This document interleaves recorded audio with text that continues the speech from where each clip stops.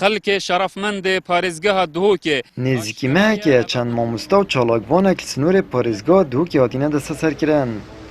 Tanha jî beşek wan hatine azadkirin. Mamosta bi dilberwarî bi tometa xirabkarînan amîrên peywendiyê, ev kujmê 2 milyon dînaran hate sizadan.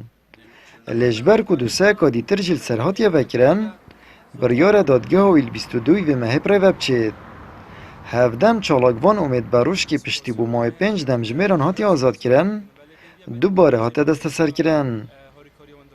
امید حاجی کو دی کفالت بردای جره کدی هاتی گرتنه و او کیسی کو پرو چولوری که کیسی ما مصطفی دلبرواریه کو دوی پرو چو دو کیسی سر هر دو گوری بند دو ماده خراب کارینانا الکترونیاتا تهمتویه و دی دادگاه کوی پرو چو 2 میلیون دینار غرامه کر اما کو پارزری توی جیو بریار پروستیج بیاسای نزانین ما بریاره دایلم تمیز کن امن رازین سر بریاره افرو حتی صبحی انشالله به بریاره تمیز کن و کی سویه دجیج برکن نهی هیوی بی نهی هیوی دادگاه دو کرانتین کری بی ال 22 وی هیوی کی 22 دی پروچه سر همان ماده همان تهمت دایپال اف جوره سر داری که ند گل و جوره کیسا بدنا من شیبت یاسایتی نتخاره دویا که سر بخویا خو پارزد بلهم بتد بریاره خود هیچ پستانه کل سر خو قبول نکن روزنامه‌وانێک jî dibêjît partên siyasî li Duhokê Gorepan bû parta desthilatdar çûl kiriye.